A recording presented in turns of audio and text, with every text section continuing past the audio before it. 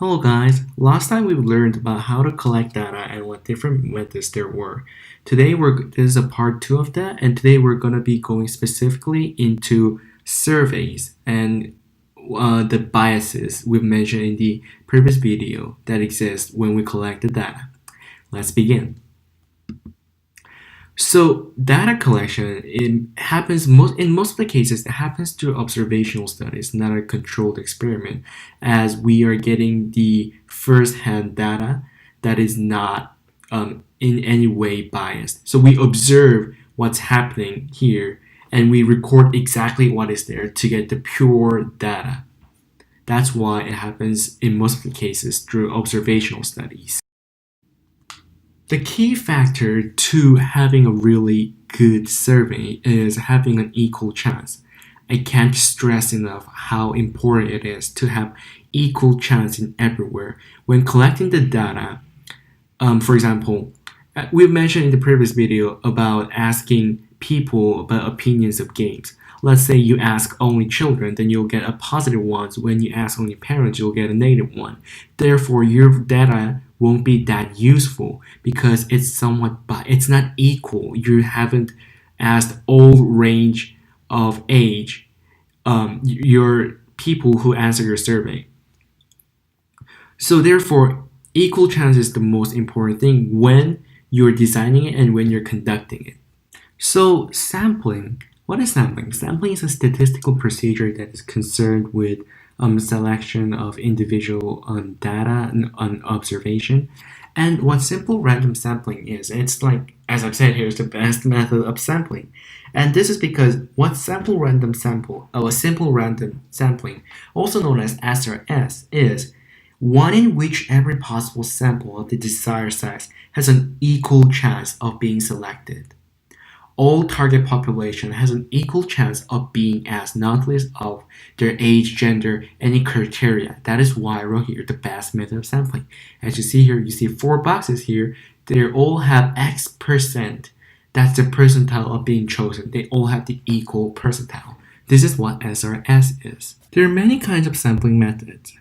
Firstly, there's a systematic sampling, which is listing the population in some order. You can do this in an alphabetical, in an age, or by regions. So, for example, when you have a population here, you can list them, the people whose name starts with A in the beginning, and the people whose name starts with Z in the end. And then next, what you do is you choose a random point to start and count. For example, you could choose every 5th or 10th population as your sample. Here you see 9 sets of bowls. They're listed in the same colors, blue, green, and red. And you can say here, I'll choose every second sample. So you choose the 2nd, 4th, 6th, and 8th. That's how you do a systematic sampling. Next is stratified sampling.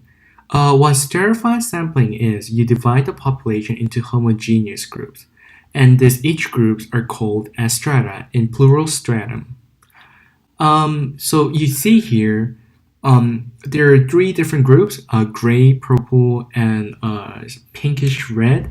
And these 3, each group shares the homogeneous feature, which is the color again.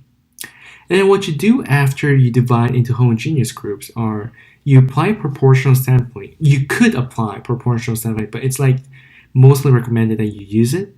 You could apply proportional sampling with stratified sampling. What you do here is you choose a certain proportion from each strata to get the fairly equal chance for each sample to be chosen from each strata. So that's why you use a proportional sampling. Lastly, cluster sampling. What cluster sampling is, this time you divide the group into heterogeneous groups. Homogeneous means that shares the same feature, and heterogeneous means it's totally different. These heterogeneous groups are regarded as clusters, and what cluster does is that it represents the whole population. So you're just choosing like different people with different features randomly, and you call them as a cluster, and they represent your whole population. This is cluster sampling. We've mentioned in the previous video that there are some errors that are happening in the surveys.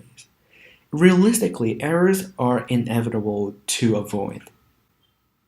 So what is a sampling error? I'm gonna explain to you how we go through a survey. So survey gives sample statistic of a population parameter. So we get a data, and then different samples result in different statistics. We don't do survey only once, but we do a separate trials, separate experiments. And then when we put all samples together, the data, and then we have the population parameter, the total conclusion. And then what we get from these three stages is the conclusion, differences in samples exist, which means errors exist. This type of error is called as sampling error.